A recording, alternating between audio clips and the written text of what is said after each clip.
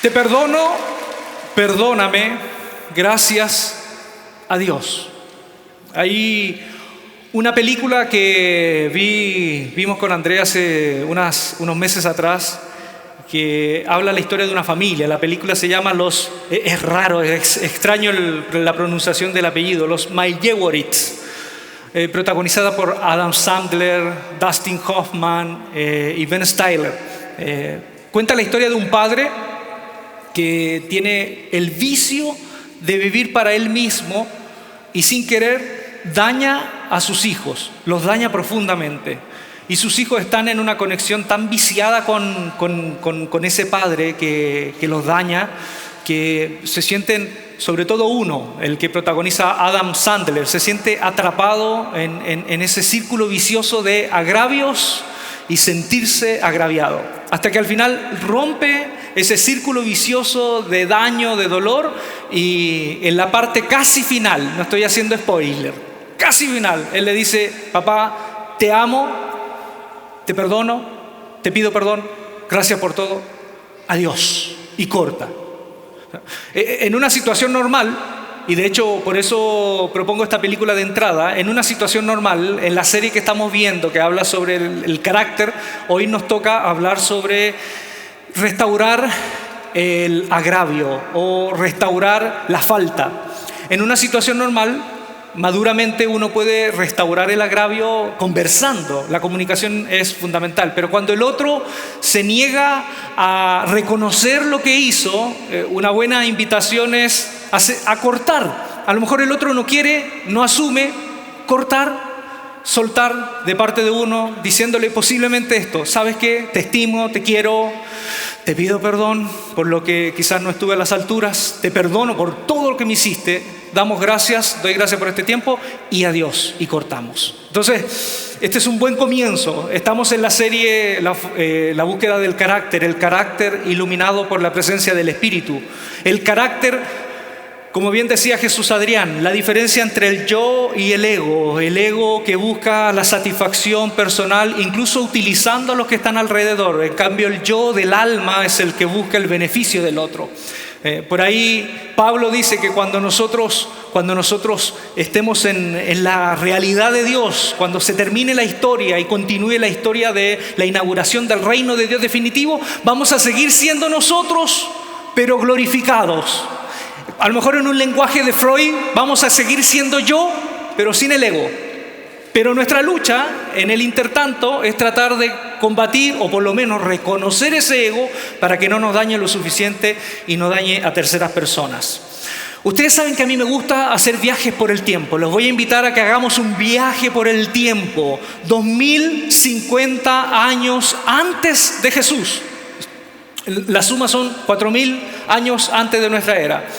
Una de las primeras civilizaciones que comenzaron a usar la escritura, aunque de manera cuneiforme, es decir, con símbolos, fueron los sumerios.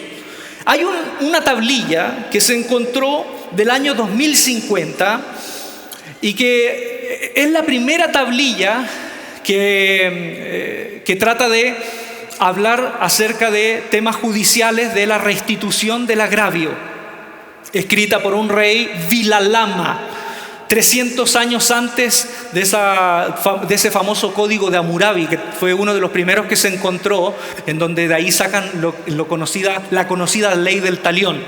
Entonces, imagínense, 2050 años antes de Cristo, ya había una percepción en estas pequeñas comunidades acerca de la importancia de restituir cuando uno comete un agravio al que fue agraviado. Y les voy a leer literal una frase, dice, no se asusten: Tukumbi, Luluraj, Gishta, Ani, Gir Inkud, Ginku, Babar, Ilaje.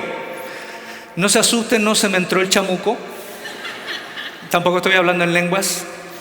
Esta tablilla, literalmente así como la leí, dice en el español esto: si un hombre a un hombre con un instrumento le ha cortado el pie, 10 ciclos de plata deberá pagar. Después continúa la tablilla, no voy a seguir hablando en estas palabras raras para que no se asusten ni se vayan, pero dice: si un hombre a un hombre con un arma los huesos de él ha roto, una mina de plata deberá pagar. Si un hombre a un hombre con un instrumento cortante le ha cortado la nariz, 2/3 de mina de plata deberá pagar. Los sumerios, 2050 años antes de Cristo, ¿qué conclusión sacamos de este escrito, de esta pequeña tablilla de 10 por 20 de arcilla encontrada? Que en ese tiempo, ya en un tiempo tan remoto en la civilización humana, había una intuición jurídica sobre la restitución del agravio o la restitución de una falta. Y curiosamente, esta cultura era una cultura muy religiosa que estaba llena de sacrificios. En otras palabras, ya en estas culturas primitivas, si usted cometía una falta a otro, no bastaba con que usted fuera con sacrificios y restaurara la relación entre la divinidad y usted. Había que restituir las relaciones de esa persona con ese otro. En otras palabras, no bastaba en esa cultura con que si yo dañaba a otro iba donde el sacerdote me decía, no, con 3 Padre Nuestro, 2 Ave María, ya estamos. No, había que hacer un ejercicio de volver donde la persona, ¿sabes qué? Perdóname por lo que hice, yo repongo el daño que he hecho. La ley de Moisés, siglo después de esta tablilla, también tiene un apartado que nosotros conocemos como el ojo por ojo. No sé si lo han leído, Éxodo capítulo 21, si quieren lo podemos leer. Éxodo capítulo 21 dice: el que hiere a alguno haciéndole así morir, él morirá. Mas el que no pretendió herirlo, sino que Dios lo puso en sus manos, entonces yo te señalaré lugar al cual ha de huir.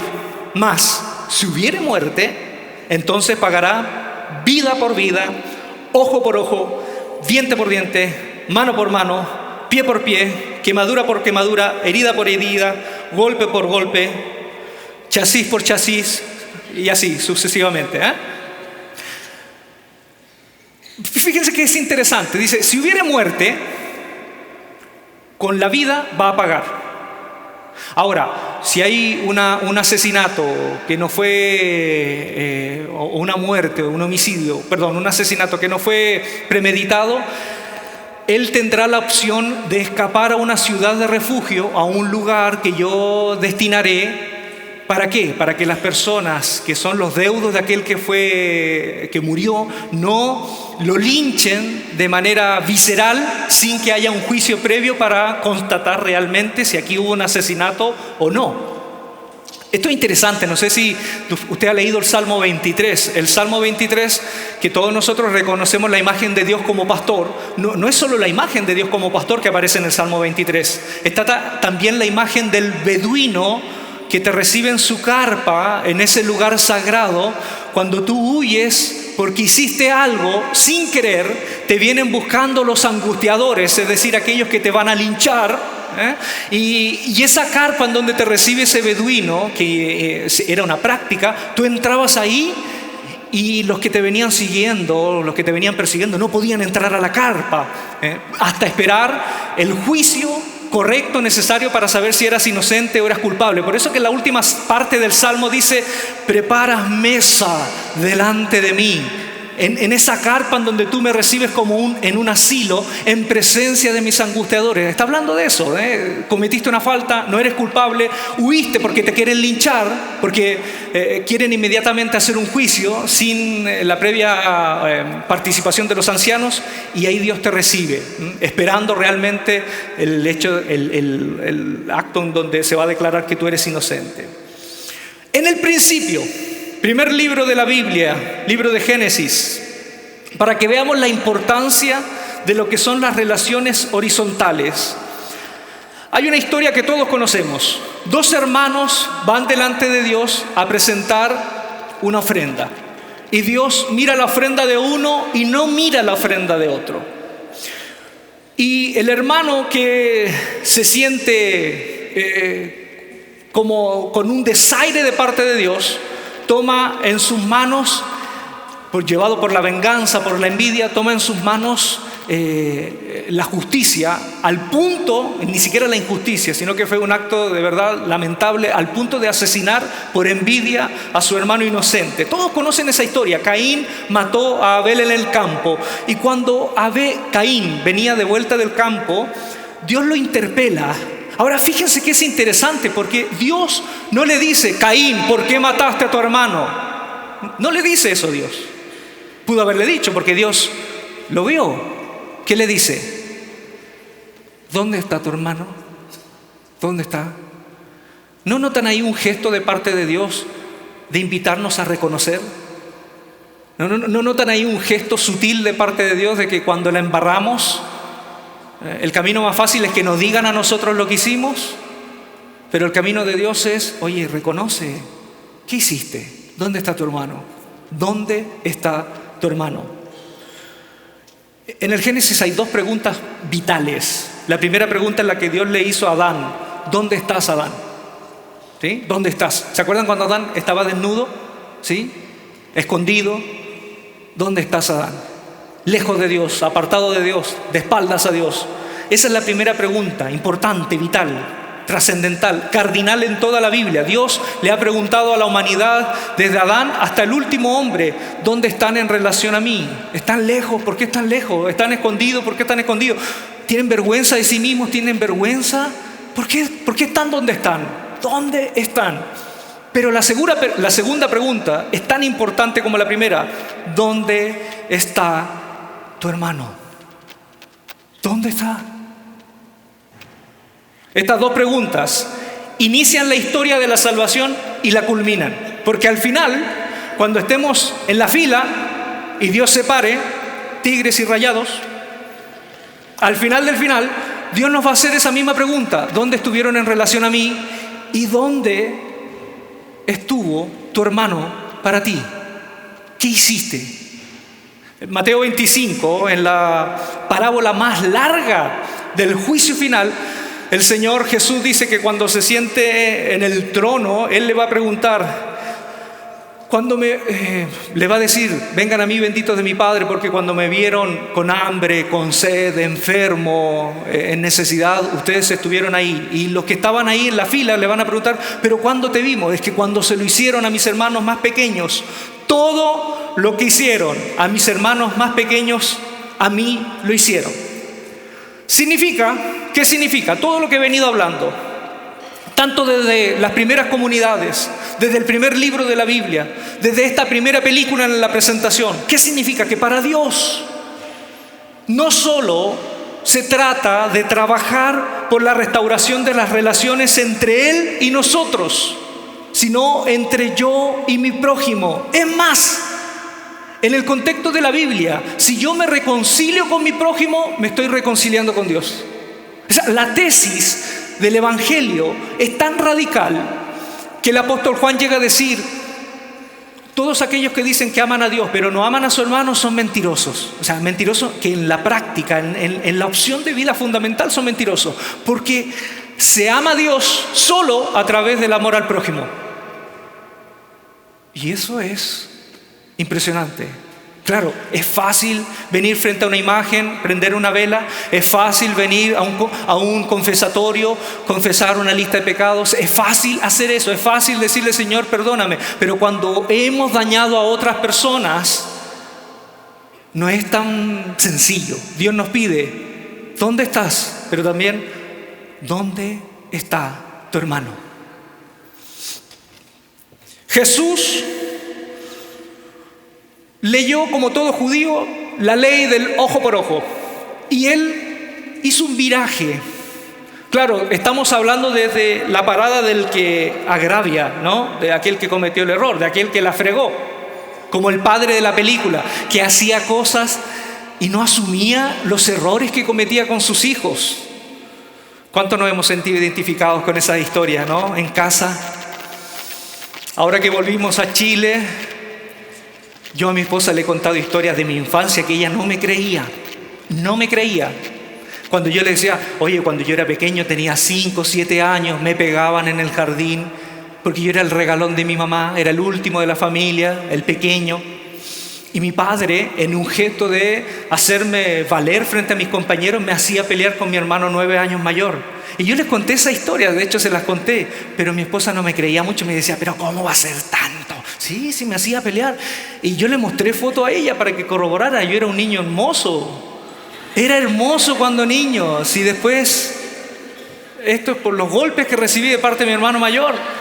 Y mi hermano mayor me quebró el tabique 2 veces. Él tenía como 12 años y yo tenía 7 años. Entonces imagínense. Y fuimos a la casa de mi padre. Estuvimos ahí almorzando. Y yo le dije, él no lo va a reconocer. No, ¿cómo no lo va a reconocer? Y la conversación se dio.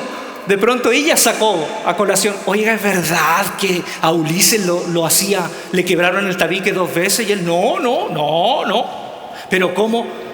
Él lo hizo, ¿usted lo hacía pelear con el hermano mayor? No. Y yo dije, padre, yo estuve ahí, usted estuvo ahí, ¿se acuerda? Usted me hacía pelear con César, varias veces me sangraba la nariz y a él, pero lo hice para que te defendieras. O sea, nunca reconoció. ¿Cuántos de nosotros hemos estado en ese lugar en donde nosotros recibimos el agravio? Fíjense en lo que dice Jesús, cómo da un giro a la ley del ojo por ojo. Jesús en Mateo es presentado como el nuevo Moisés que reinterpreta la ley. Miren en Mateo capítulo 5, versículo 23.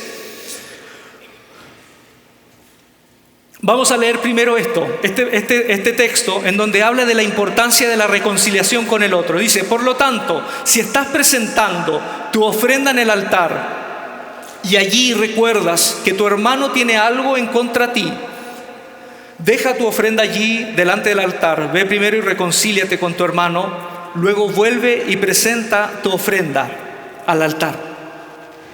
Aquí hay 2 conceptos. La ofrenda, que es el culto a Dios.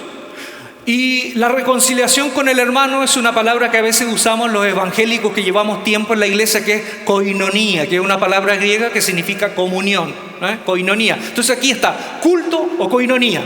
Jesús dice, si vas a presentar tu ofrenda al altar, es decir, si vas a ofrecer culto a Dios y te acuerdas en el camino, ojo, que ese hermano tiene algo en contra de ti, no es tanto que tú lo agraviaste, si tú tiene algo en contra de ti, deja la ofrenda. No quiere decir olvídate, no, déjala ahí, es importante, déjala ahí, pero ve primero y reconcíliate con tu hermano y después vuelve y entrega esa ofrenda. Es decir, para Jesús, otra tesis que es escandalosa, sobre todo para los sacerdotes que la escucharon por primera vez, los sacerdotes del templo, es para Jesús, entre el culto y la koinonía, primero es la koinonía, porque no puede haber culto a Dios si no hay restauración de relaciones. No puede haber culto a Dios si no hay restauración de las relaciones. Pablo tomó esta idea de la importancia y el peso que tiene cuando nosotros tenemos relaciones insanas, cuando andamos metidos en chisme, cuando andamos provocando división. Pablo ve el peso de esto y les dice a los corintios, en la carta a los corintios, por ahí en el capítulo 11 de 1 Corintios, los corintios era una iglesia con tantos conflictos. Uno de sus conflictos es que habían personas que tenían mucho dinero y otros no tenían nada, incluso eran esclavos. Y en el momento de la cena del Señor, el momento más sagrado, podríamos decir, de la reunión, la cena del Señor, los que tenían dinero llegaban antes, practicaban la cena del Señor, oficiaban la cena del Señor, y después llegaban los que tenían menos dinero y tenían como un culto VIP. Tenían un culto VIP separado de los que no tenían nada. Y Pablo dice, esto no puede ser. Además de todas las divisiones, esto no puede ser en una comunidad. Y ahí les dice, en el capítulo 11, versículo 29, porque el que come y bebe indignamente, comer y beber la cena del Señor, el vino y el pan, indignamente, sin discernir el cuerpo del Señor, juicio come y bebe para sí. No discernir el cuerpo del Señor significa cuando tú estás en la iglesia, por mucho que tu conexión con Dios, según tu parecer, es perfecta, si no hay un interés por vivir para el otro, por vivir restaurando las relaciones, Cuando no disiernes el cuerpo de Cristo para Pablo en ese contexto no es la comida, no es el pan, es la iglesia. Cuando tú vives solo en esta dirección, pero no en esta dirección, nuestro culto no vale. No vale. Es más, Pablo llega a decir que juicio comes. Porque el comer el cuerpo significa que tú estás dentro del cuerpo de Cristo. Y estar dentro del cuerpo de Cristo significa que estás dentro de una comunidad. Yo no puedo comer el cuerpo de Cristo si no tengo relaciones sanas en la comunidad del cuerpo del Señor. Yo recuerdo cuando nosotros éramos más jóvenes, íbamos a la iglesia bautista, nos decían que debíamos hacer una introspección y siempre estaba esa mirada que antes de la cena del Señor hacer una introspección para no comer juicio sobre sí. Pero entendimos mal el texto, entendimos que la introspección era solo yo en relación a Dios. Y Pablo lo que está diciendo es justamente cuando no hay una introspección de lo que yo estoy haciendo en la comunidad, si soy un factor venenoso, un factor tóxico o soy un factor que promueve las buenas relaciones, si yo no discierno eso, no vale lo que estoy haciendo para Dios. Entonces ahí vamos donde Jesús, el ojo por ojo. Mateo 5, versículo 38 al 39, dice: oíste que fue dicho, ojo por ojo y diente por diente. Oíste que fue dicho. Es decir, Moisés dijo eso. Pero yo os digo, no resistáis al que es malo. Antes, a cualquiera que te hiera en la mejilla derecha, devuélvele también la otra. Yo sé que muchos de acá me están pensando, ¿no? Pero pastor, una cosa es ser manso y otra cosa es ser menso. ¿Sí? Porque yo leo la mente, sí, yo pienso. Este es uno de los textos también mal interpretados. Jesús no nos está invitando a un quietismo, a una ingenuidad en donde tú estás viendo que literalmente te están dañando con premeditación y tú no haces nada. No se centra en eso. Fíjense la imagen. La imagen más que nada invita a otra cosa. ¿Cómo debemos reaccionar frente al agravio? Si te golpean, la imagen metafórica fuerte, si te golpean en la mejilla y tú te caes, pero te vuelves a levantar, en ese volverte a levantar, tú estás demostrando que eres tan fuerte o más fuerte que aquel que te golpeó. Pero tu fuerza no proviene de los mecanismos de la violencia, sino que viene de otro poder, del perdón, del amor, de la compasión. Cuando tú recibes un golpe y te paras, tú dices: yo soy más fuerte que tú y estoy dispuesto a darte la otra mejilla, no porque soy débil, porque mi fuerza no proviene de la misma violencia que hace que tú me pegues. Esa parada, yo sé que para muchos es casi inconcebible. Hay dos personas en la historia contemporánea que asumieron ese mensaje de Jesús y lo llevaron hasta sus últimas consecuencias. Uno fue Mahatma Gandhi y el segundo, la imagen que van a ver a continuación, Martin Luther King. Lo que ellos llamaban la no violencia activa. La no violencia activa, es decir, nosotros recibimos el agravio, asumimos que hemos sido violentados, pero nos paramos con fuerza. No nos paramos para devolver el ojo por ojo, porque Gandhi decía ojo por ojo y todo el mundo va a terminar ciego.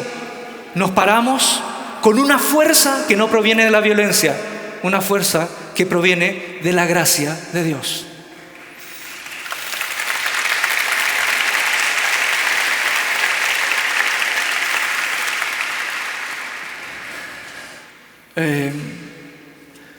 Hay una historia que a mí me conmovió mucho y que Jesús Adrián me la comentó y es impactante. Hay una historia de veteranos de la guerra de Vietnam.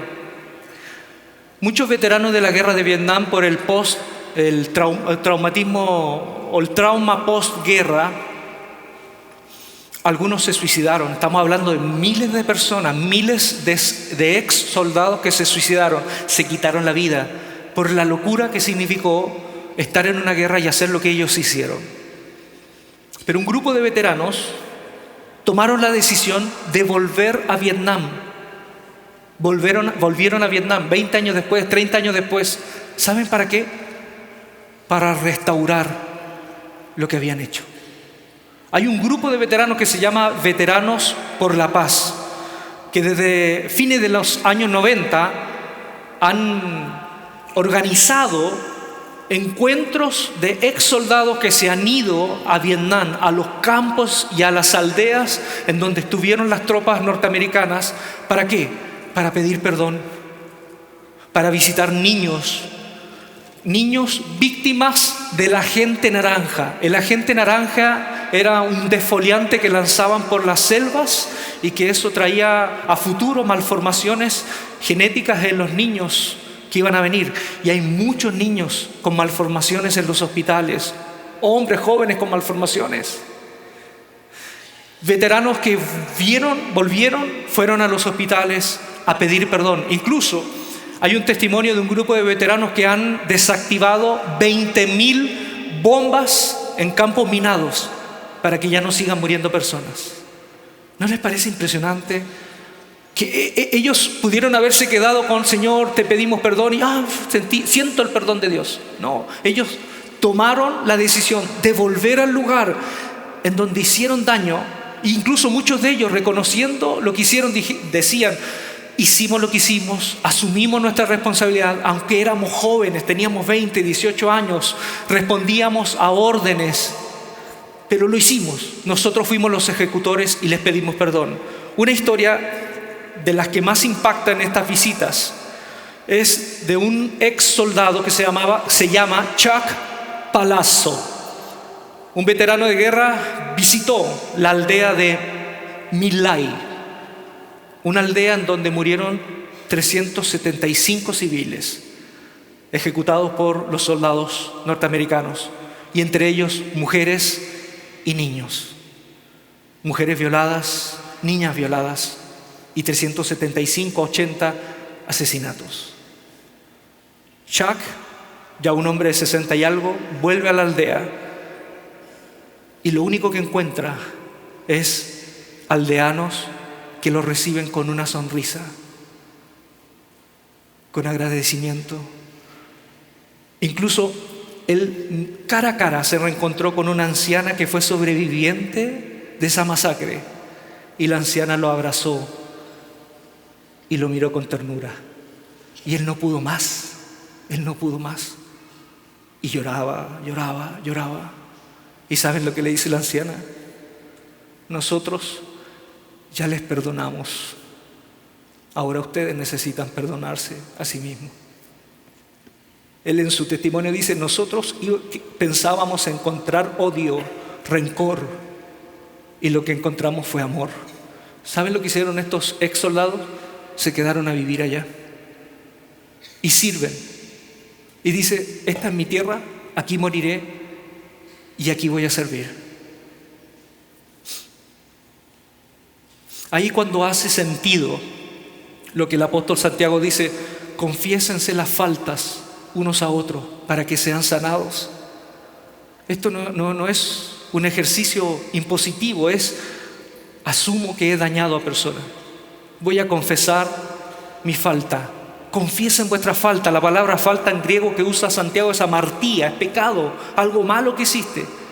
Confiésense la falta los unos a los otros para que sean sanados.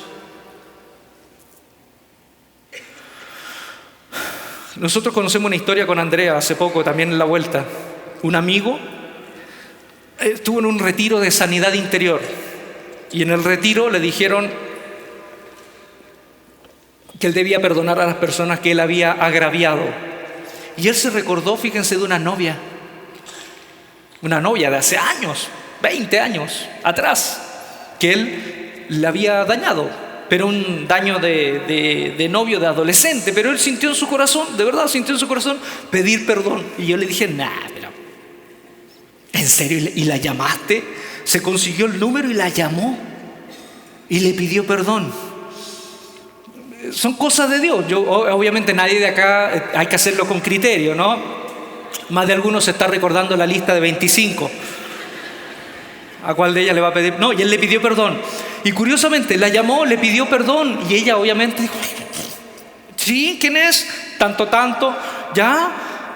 Sí, ¿y para qué me llamas? No, es que sentí de Dios pedirte perdón por lo que hice. Y ella ni se acordaba. Ya había pasado mucha agua bajo el puente. Y ni se acordaba. Pero la cosa que ella, dijo, ok, ya te perdono. Y dijo, está loco, te perdono. Pero después hubo otro encuentro. Y después otro. Y fíjense las cosas. Antes de venir a Chile, oficié el matrimonio de ellos.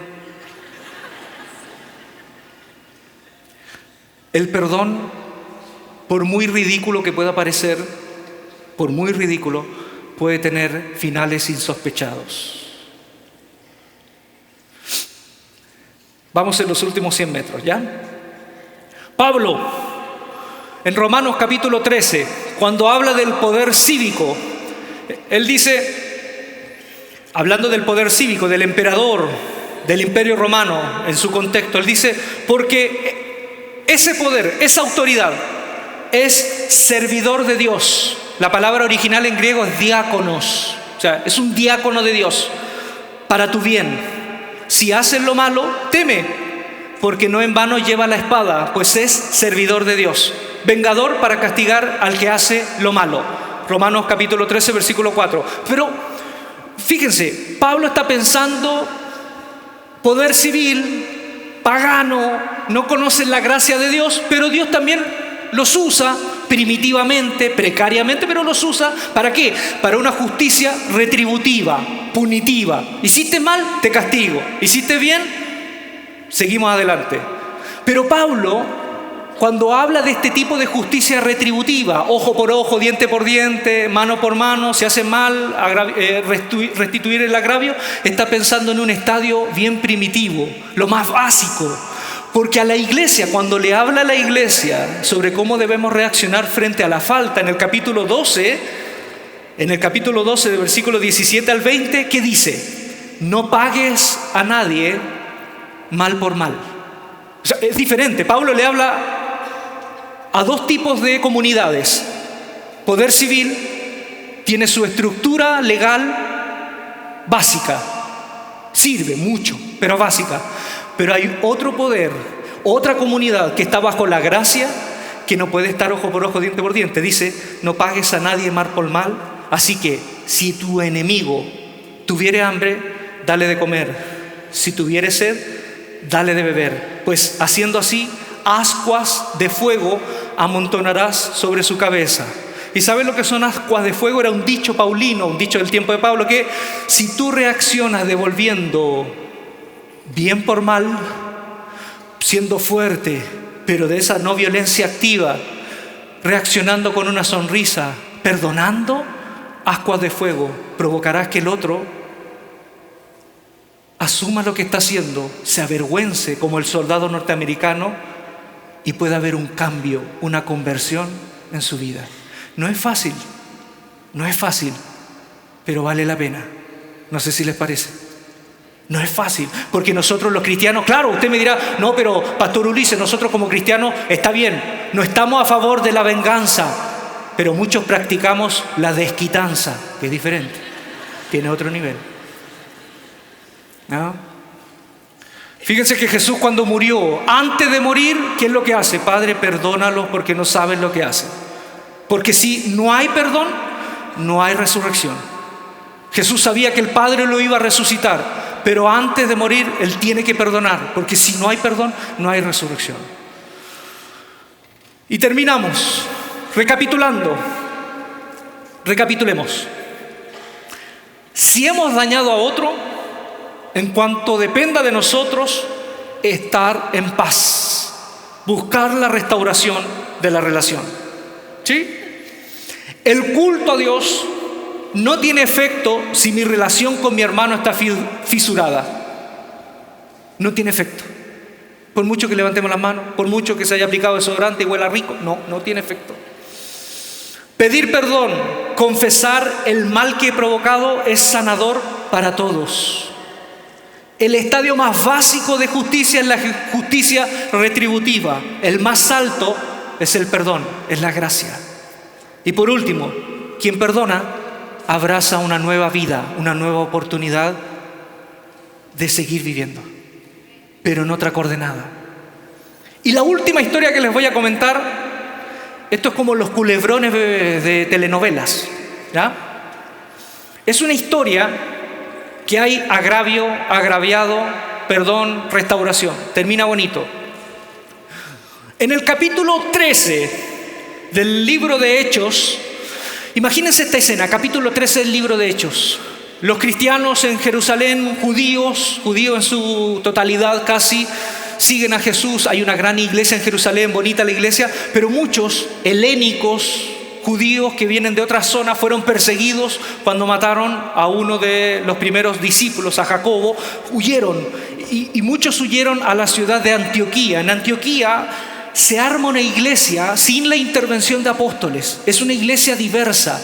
Y desde esa iglesia reciben a Pablo después de convertido, el famoso Saulo de Tarso, lo reciben y lo envían. Después de un tiempo dice que el Espíritu Santo habla en la comunidad y los envían de misioneros. Pablo y a Bernabé.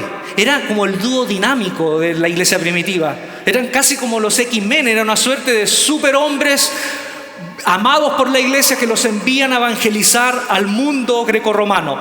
Y dice la historia que estos dos llevan a un joven de ayudante que se llamaba Juan Marcos, que era el sobrino de Bernabé. Dice así, capítulo 13, versículo 13.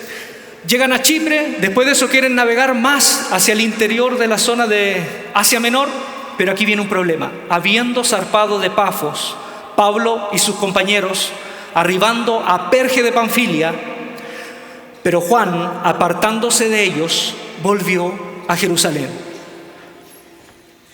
Era el primer viaje misionero, había sido un éxito. Y cuando iban a continuar el viaje de Chipre hasta Asia Menor, Juan Marcos, el sobrino, el ayudante, los abandona, los deja, se va. El que le servía los huevos en la mañana con frijol, con cafecito, se fue, los dejó. ¿Y dónde se fue? A Jerusalén. Y los dejó. Ahora, Pablo y Bernabé siguieron. Y eso se transformó en el primer viaje misionero. Después de 1 año, 2 años, vuelven a Jerusalén, dan la noticia. Y en Jerusalén ocurre algo. La iglesia, primordialmente de judíos, toma una decisión trascendental en la historia del cristianismo. Toman la decisión de no imponerles la circuncisión, que para el judío la circuncisión era la señal del pacto y era la señal de la elección. O sea, hoy día a veces nos preguntamos, ¿usted fue predestinado por Dios? Hay cristianos que se preguntan, ¿usted es predestinado? ¿Usted no fue predestinado? Para los judíos era fácil. ¿Cómo era la marca de la predestinación? La circuncisión. Entonces era la señal sine qua non del pacto. Y los judíos de Jerusalén, cristianos, dijeron, no les vamos a imponer la señal del pacto de Abraham, porque ahora estamos bajo la gracia, no bajo la ley. Eso fue una decisión importantísima. Y Pablo con Bernabé, contentos de la decisión, van a la iglesia de Antioquía a dar la noticia y todos contentos celebran. Y después de eso, fíjense, Pablo le viene la picazón por hacer un segundo viaje misionero.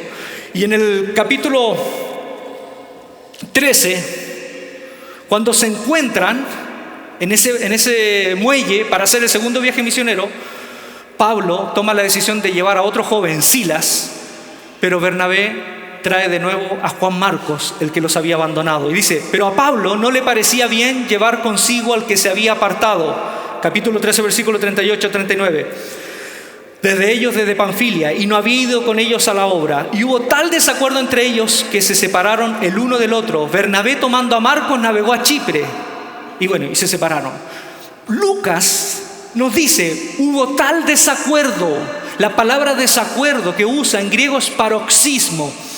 No fue bueno hermano, está bien, aquí separamos camino, que el Señor te bendiga. Paroxismo es una discusión muy fea, muy acalorada, que termina en una cosa irreconciliable. Se fue uno para el otro lado. Uno para un lado, el otro para el otro. Se dividió. La causa de la división. Cuando yo leía esto por primera vez, era más joven, decía, oye, ¿cómo que Pablo no pudo perdonarle eso a Marcos? Si era joven, ¿cómo fue tan intransigente? ¿Cómo no le pudo dar una segunda oportunidad tan radical que era? Y claro, porque Lucas no nos da tanto información. Lucas nos cuenta por encimita. Pero Pablo, yo creo que leyó el libro de Hechos y dijo, no, ¿saben qué? Yo voy a contar realmente qué es lo que pasó. Porque yo no quiero que después anden diciendo, ¡ay, que Pablo es intransigente, que Pablo no le da oportunidad a los jóvenes! ¿Saben lo que pasó? Y aquí la historia desde Pablo. Por eso cuando uno escucha algo, siempre tiene que escuchar la otra versión. Porque yo una vez lo dije, si uno escucha solo la Caperucita, claro, el lobo siempre va a ser el malo. Pero ¿qué andaba haciendo la Caperucita ahí tarde en la noche? Traficando droga a lo mejor andaba y uno no sabía. Entonces hay que escuchar las dos historias. Fíjense lo que Pablo dice. Pablo nos transporta al mismo momento. Dan el primer viaje misionero, la iglesia de Jerusalén decide, están en Antioquía, todos celebran. Pero ¿qué es lo que cuenta Pablo? Cuando Pedro vino a Antioquía, capítulo 2 de Gálatas, versículo 11-13, le resistí cara a cara. Oye, Pablo tenía valentía porque resistió a Bernabé y a Pedro. O sea, Pablo no se le achicaba a nadie. ¿Por qué? Ahí van a ver la razón. Pues antes que viniesen algunos de parte de Jacobo, el hermano del Señor, de la iglesia de Jerusalén, Pedro comía con los gentiles. Cuando dice comía, está hablando de la cena del Señor, no es cualquier comida. La cena del Señor, el ágape, con la Eucaristía, comía. Pero después que vinieron, ¿qué hizo? Se retraía y se apartaba porque tenía miedo de lo de la circuncisión. Era un grupo fundamentalista bien fuerte en la iglesia de Jerusalén. Y en su simulación participaban también los otros judíos. De tal manera que aún, fíjense, Bernabé no era tan santo Bernabé. Bernabé fue también arrastrado por la hipocresía de ellos. ¿Por qué fue la discusión de Pablo y Bernabé? No fue tanto por Marcos. Fue porque Marcos, como Pedro, como Jacobo y Bernabé, que pertenecían a la iglesia de Jerusalén, no estaban tan abiertos en su mirada de la gracia para aceptar a estos otros. Y Pablo, que es el defensor de la unidad de la iglesia, aquí yo veo que en este momento él tuvo que tomar una decisión. Defendemos la unidad, pero la unidad no puede ser a cualquier costo. Porque cuando estas personas, por muy hermanos que son, tienen otra mirada del evangelio, marginadora, como la que usted vea, como la que estaba pasando, tiene que haber una separación. Y Pablo se separa. Pablo cree en los jóvenes. No es porque no le quiere dar una segunda oportunidad a Marco, porque lo primero que hace Pablo cuando llega a Listra, que es la primera ciudad, toma a un joven que se llama Timoteo. Pablo cree en la juventud. Pero ¿saben? La historia termina bien.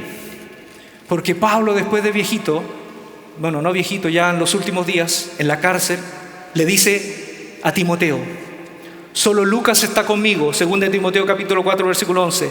Toma a Marcos y tráele contigo, porque me es útil para el ministerio. O sea, hubo una restauración. No se quedaron peleados. Hubo un momento en que los dos tomaron la decisión de hablar. Y no solo eso. Fíjense, Marcos sigue la historia de la iglesia. Primera de Pedro, capítulo 5, versículo 13. Pedro le escribe a las iglesias que están en Asia Menor, en Roma, a la iglesia que está en Babilonia, es decir, en el imperio grecorromano, elegida juntamente con vosotros. Marco, mi hijo, os saludan. ¿Qué pasó? En un minuto, yo creo que esto pasó. Bernabé se va con Marcos a Chipre. Marcos y Bernabé en algún momento asumen que cometieron un error. Pero Marcos posiblemente, como es joven, siente que ha traicionado al Señor. Yo me imagino una noche que Pedro va a visitarlos a la casa donde están en Chipre, están cenando con Bernabé y le dice, oye, ¿qué fue de tu sobrino Marcos? No quiere seguir más siendo misionero. ¿Y por qué? Bueno, tú sabes lo que sucedió en Antioquía, la discusión que hubo, ya no quiere seguir más. Dice que ya, hasta aquí llegamos. Déjame conversar con él. Y va a conversar con Marcos, posiblemente abre la puerta, toca la puerta, abre, está la luz oscura, deprimente, escuchando una canción que dice, yo no nací para amar, nadie nació para mí. O sea, una canción deprimente. Prende la luz y dice, hola Marcos, ¿puedo conversar contigo? Soy Pedro. Oye, ¿me das tiempo para un café? Se van a tomar un café y le dice, ¿qué pasó? No, es que volví de Panfilia, dejé a Pablo, a mi tío, y siento que Dios ya no me da una segunda oportunidad. Agravié a mi tío y a este hombre de Dios. Soy un traidor.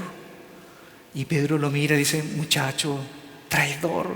Oye, si hay alguien que sabe lo que tú sientes, ese soy yo. ¿Sí? ¿Sí? ¿Te acuerdas cuando tu madre te contaba que en la última cena estaba el Señor con sus discípulos y uno le dijo, aunque todos te nieguen, yo seguiré contigo? ¿Quién fue? Ah, sí, el idiota que dijo eso. Bueno, fui yo. Y en el momento cuando tenían al Señor en el patio del sumo sacerdote, yo estaba ni tan lejos porque di una promesa, pero ni tan cerca porque sabía que me podían agarrar a mí también. Y cuando me dijeron, tú estabas con él, tú estabas con él, tú estabas con él, yo le negué 3 veces y cantó el gallo. ¿Tú fuiste? Sí. ¿Y estás acá? Claro. Porque Jesús me dio una segunda oportunidad. Le pedí perdón. Reconocí que mi amor no estaba a la altura. Le dije, Señor, tú sabes que te quiero, tú sabes que te quiero, tú sabes que yo no te amo. Me lo preguntó 3 veces, las 3 veces que lo negué. Pero aquí estoy porque el Señor me dijo, aún sigo contando contigo. Hijo, si el Señor lo hizo conmigo, que soy un cabezón, pescador, que hablo y después pienso, ¿cómo no lo va a hacer contigo? Levántate de ahí. Es más, ¿sabes qué? Tengo una idea. Por mucho tiempo he querido escribir las cosas que yo he vivido con el Señor y necesito un secretario. ¿Te animas a venir conmigo? Y según la tradición de la iglesia, el primer evangelio que conocemos cronológicamente entregado a la comunidad fue el evangelio de Marcos, redactado porque acompañó a Pedro en sus viajes. Y esto no es solo interesante, sino que según Eusebio de Cesarea, el primer historiador de la iglesia, años después, cuando la iglesia primitiva se va a evangelizar África, el primer pastor en la ciudad de Alejandría se llamaba Juan Marcos. ¿Qué nos dice esto como enseñanza? Que uno puede cometer un error, uno puede agraviar, uno puede ser el agraviado, pero uno tiene que buscar la restauración de esas relaciones. ¿Por qué? Porque siempre habrá un final feliz para quienes busquen enmendar sus errores, pedir perdón y reconstruir los puentes rotos. Amén.